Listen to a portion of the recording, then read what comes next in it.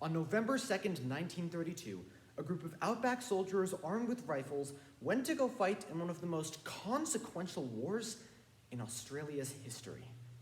I'm talking, of course, about the Great Emu War. The soldiers charged into battle, guns a-blazing, ready to take on this great avian atrocity. And when the smoke had settled, do you know who won the Great Emu War? Those damn birds. Those idiot soldiers retreated, and the Australian government officially declared the emus the winner. But humanity's focus on war hasn't just impacted our avian adversaries, but human civilization itself. War is rooted in our culture. So much so, in fact, the researcher Conway Henderson writes in his book, Understanding International Law, that in the past 6,000 years alone, over 15,000 different wars have occurred, costing 3.5 billion lives, leaving us with only 300 measly years of peace, sandwiched in the middle. Really cheerful stuff. With war being a part of humanity's past, present, and future, it is clear that man's proclivity for conflict requires a deeper and more thorough understanding.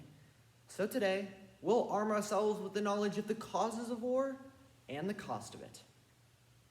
Lots of times I've asked myself, war, what is it good for? Absolutely nothing. Prepared me for the answer to that question.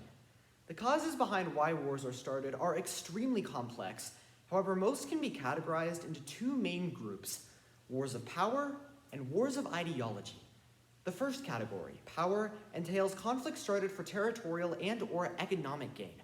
Although modern international laws have limited wars of power, they are still found today. As Britannica puts it, although conquest has been outlawed, states sometimes ignore this principle in practice. In 1975, for example, Indonesia invaded and annexed the former Portuguese colony of East Timor, and in 1990, the Iraqi government of Saddam Hussein invaded and attempted to annex Kuwait. Human greed has been responsible for innumerable conflicts, and the desire for power has left a devastating impact on our world. The second main category is ideological warfare. Wars of ideology are fought because of stark differences in an enemy's religion or belief systems. Examples of these conflicts vary throughout history, from the Crusades, scattered across the 11th to 15th centuries, to the Cold War, to cut out communism. Whether it be a desire for more land or a difference in religion, there always seems to be a reason for humans to go to war. If we can't learn how to coexist with a bunch of birds, I'm surprised that the human race hasn't completely eliminated itself by now. But could a major global conflict occur in the near future? ABC News of January 18, 2020 reports that almost half of millennials believe that there will be a World War III in their lifetime. And as our world becomes increasingly run by technology, countries are replacing human soldiers with drones and other forms of cyber warfare.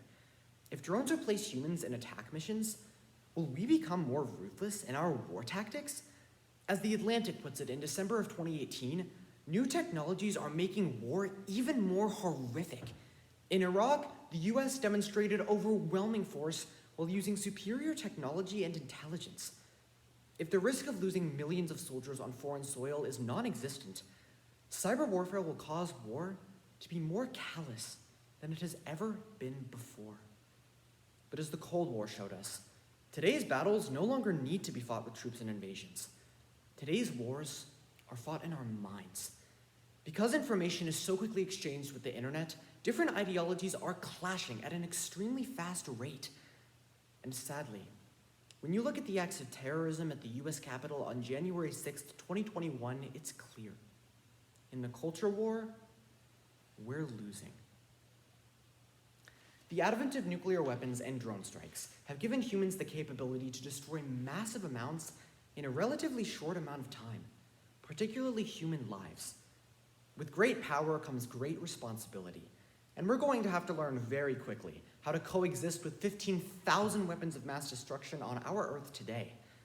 We must continue to strive for peace no matter what, because in the next 6,000 years, I would like to have more than just 300 years of peace squashed somewhere in the middle.